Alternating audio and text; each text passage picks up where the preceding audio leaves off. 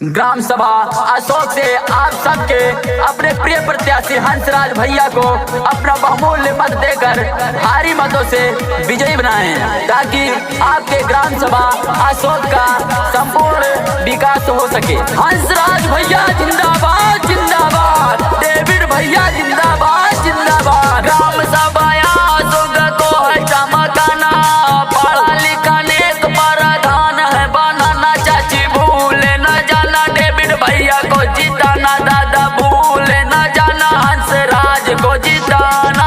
Gram सभा अशोक को है चमकाना, पढ़ा लिखा नेक प्रधान है बनाना, चाची भूले न जाना डेविड भैया को जिताना, दादा भूले न जाना डेविड भैया को जिताना। डेविड भैया यानी हंसराज जी का कहना है कि मैं हमेशा गरीबों के साथ हूँ और साथ रहूंगा, और प्रधान बनने के बाद गरीबों के हित में हमेशा काम करूंगा।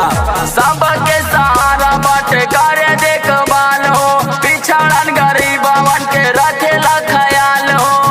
हंसराज भैया जिंदाबाद जिंदाबाद, सबके सहारा बाटे करे देखभाल हो, पिछड़न गरीबवन के रखेला ख्याल हो। लगल बा विरोधी बाएं काने में नया ना, लगल बा विरोधी बाएं काने में नया ना, चाचा भूले न जाना डेविड भैया को जिताना, दादा भूले न जाना हंसराज को जिताना।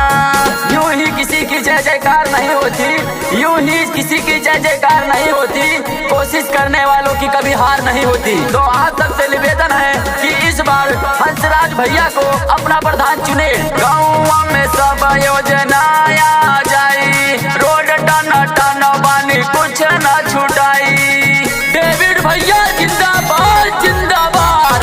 गाँव में सब योजना आ जाई, रोड टन टन बानी कुछ न छुटाई, बिजली पानी शिक्षा अगर बेहतर है बना, बिजली पानी शिक्षा अगर बेहतर है बना, चाचा भूले न जाना डेविड भैया को जिताना, दादा भूले न जाना हंसराज को जिताना।